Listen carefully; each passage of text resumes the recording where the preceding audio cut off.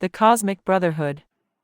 Spirituality is not a utopian ideal but a practical philosophy which can be practiced and realized in day-to-day life, however mundane it be.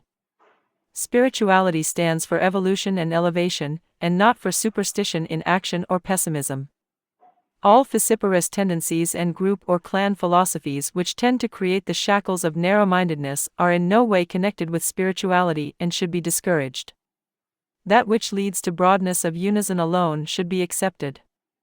Spiritual philosophy does not recognize any distinctions and differentiations unnaturally made between one human being and another, and stands for universal fraternity. In the present environment, many vociferous tendencies are working to divide humanity into mutually belligerent groups. Spirituality must inculcate sense in human psychology, and develop a natural affinity amongst this species of the creation.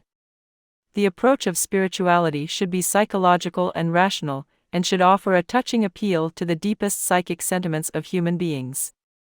Human beings should appreciate by a rational analysis their relationship with the cosmic entity and recognize the most benevolent kindness of the most beloved entity.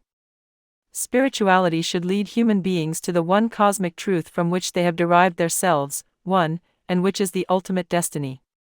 That ultimate and absolute ideal is the cosmic ideal, an ideal beyond the scope of time, place and person. It is the absolute, without and beyond relativity. It stands with its own luster for all times and for every factor of the cosmos, may it be a human being or a less evolved animal. The cosmic ideal alone can be the unifying force which shall strengthen humanity to smash the bondages and abolish all narrow domestic walls of vociferous tendencies. All the sentiment-provoking ideas should be firmly opposed. This does not mean an attack on those sentiments, traditions, and habits which are innate in human beings and which do not hamper their cosmic development. For example, the movement for uniformity in dress for all people will be but a ridiculous and irrational approach. Different selections of dress are the result of climatic factors and corporal necessities. Moreover, dissimilarity in dress is not detrimental to world fraternity. There will also be many zonal or regional differences as regards other traditions and customs. These should be appreciated and encouraged for the indigenous development of society. But under no circumstances should there be a compromise in principle or yielding to tendencies detrimental to the inculcation of cosmic sentiment. The inspiration of cosmic sentiment will depend upon certain objective physical problems which must be solved on a collective humanitarian basis. In the relative objective sphere, the following few fundamental problems must be attempted at, tackled, and solved. These are: 1. Common philosophy of life. 2. Same constitutional structure. 3. Common penal code. 4. Availability, production, supply, purchasing capacity, of the minimum essentialities of life. Common philosophy of life. A common philosophy of life demands a clear conception in the human mind that the development of the human personality means an evolution in all the three spheres: physical, metaphysical or mental, and spiritual. Some objective materialist thinkers have held the opinion that spirituality is a utopian philosophy, bereft of practicalities pertaining to actual problems of life. Other thinkers conceived it as a wise and intelligent device to befool the toiling mass.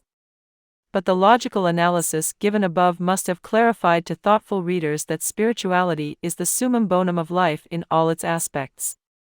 Those who think Dharma to be an individual's concern conceive it in a very narrow sense. Dharma leads to cosmic unity, inculcating in the individual mind cosmic idealism. Religion, in the sense of Dharma, is the unifying force in humanity. Moreover, spirituality provides a human being and humanity at large with that subtle and tremendous power with which no other power can be compared.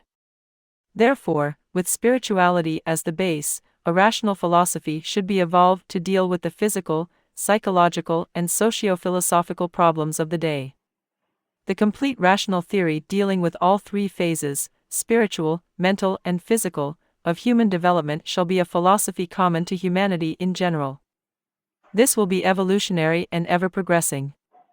Of course, small details may vary according to the relative environment of the age.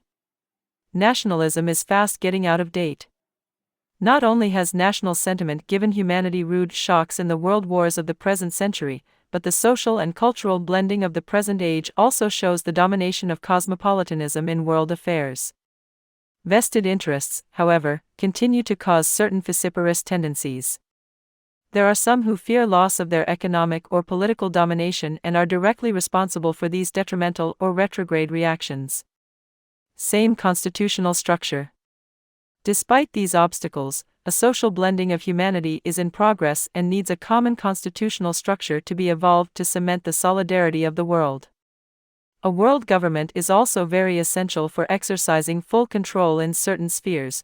For example, there should be only one world militia.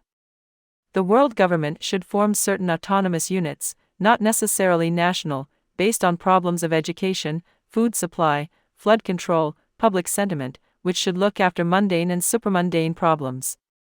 The boundaries of these units may be readjusted to suit any change in the environment, for instance, development in the techniques of communication. Development in the means of communication brings the different remote parts of the world nearer, and the world, therefore, grows smaller. With this well-developed swifter means of communication, units with bigger areas can work smoothly and efficiently. A language must also be evolved as the lingua franca of the world. At present, English is most suitable for the purpose and no national sentiment should be encouraged to go against it. But the local languages must be encouraged to help the indigenous literatures develop and contribute towards world progress, and thereby contribute to the common brotherhood of humanity. Common Penal Code. A common penal code must be evolved. Legislation must be progressive and capable of gradual adjustment with the prevalent conditions. Any theory which does not hold a parallelism with the ever-changing conditions of time, place and person, is sure to decay and be lost in oblivion. Hence, there must be a never-ending effort for amendment with a view to rectification. Crimes are acts forbidden by the law of the government concerned, and virtue and vice, punya and papa, are the outcome of traditional customs. The sentiments of the lawmakers are very much influenced by the prevalent traditions and customs regarding the concept of virtue and vice of the locality or of the people concerned. The sense of crime, therefore, has a parallelism with the concept of virtue and vice. The idea of virtue and vice is different in different countries. The aspirants of world fraternity should try to lessen the difference and reduce the gap amongst cardinal, moral and human laws. All those actions which help in the growth of the spiritual, mental and physical aspects of human beings in general should come under the category of virtuous deeds, and those actions which go against humanity in its spiritual, mental and physical development must come under vice. This conception of virtue and vice applies commonly to humanity in general. Minimum essentialities of life.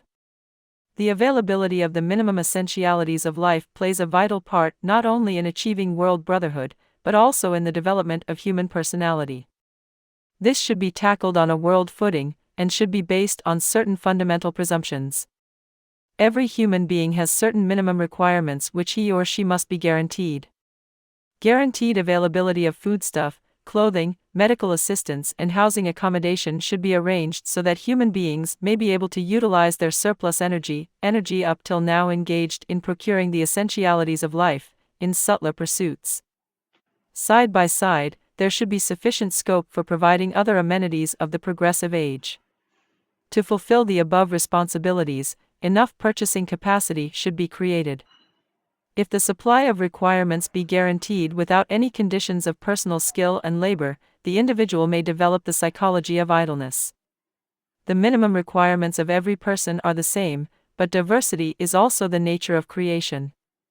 Special amenities should, therefore, be provided so that the diversity in skill and intelligence is fully utilized, and talent is encouraged to contribute its best towards human development. It will, therefore, be necessary to make provision for special emoluments which can cater for special amenities of life according to the age and time. But at the same time, there should be a constant effort to reduce the gap between the amount of special emoluments and the bare minimum requirements of the average individual. The guaranteed supply of minimum requirements must be liberalized by increasing the provision of special amenities pertaining to the age and also, simultaneously, by bringing about a decrease in the provision of special emoluments given to the few. This never-ending effort of proper economic adjustment must ceaselessly continue at all times with a view to assisting the spiritual, mental and physical evolution of human beings, and to let humanity develop a cosmic sentiment for a cosmic ideal and world fraternity. In this socio-economic setup, people are at full liberty in the spiritual and mental spheres. This is possible because the spiritual and psychic entities for which people can aspire are themselves unlimited, and the extent of possession in this sphere does not hamper the progress of others in their quests. But the supply in the physical sphere is limited, and hence any effort for disproportionate or unrestricted acquisition of physical objects has every possibility of creating a vast majority of have-nots, and thus hampering the spiritual, mental and physical growth of the larger majority. So, while dealing with the problem of individual liberty, it must be kept in view that individual liberty in the physical sphere must not be allowed to cross a limit whereat it is instrumental in hampering the development of the complete personality of human beings, and, at the same time, must not be so drastically curtailed that the spiritual, mental and physical growths of human beings are hampered. Thus, the social philosophy of Ananda Marga advocates the development of the integrated personality of the individual, and also the establishment of world fraternity, inculcating in human psychology a cosmic sentiment. The Marga advocates progressive utilization of mundane and supramundane factors of the cosmos. The society needs a stir for life, vigor and progress, and for this Ananda Marga advocates the progressive utilization theory, Prout, meaning thereby progressive utilization of all factors. Those who support this principle may be termed Proutists. The principles of Prout depend upon the following fundamental factors. 1. No individual should be allowed to accumulate any physical wealth without the clear permission or approval of the collective body. 2. There should be maximum utilization and rational distribution of all mundane, supramundane and spiritual potentialities of the universe. 3. There should be maximum utilization of physical, metaphysical and spiritual potentialities of unit and collective bodies of human society. 4. There should be a proper adjustment amongst these physical, metaphysical, mundane, supramundane and spiritual utilizations.